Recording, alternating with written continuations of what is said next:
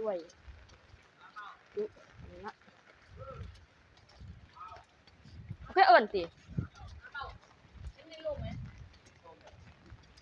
ครับเอาข้าวฝนก็ตกอยู่อย่างนี้นะครับย่างข้าว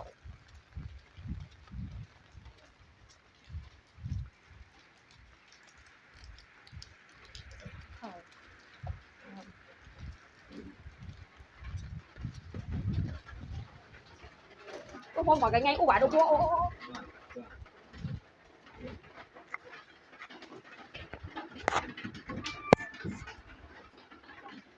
ให้เดามาเนาะเปิดได้ช่วง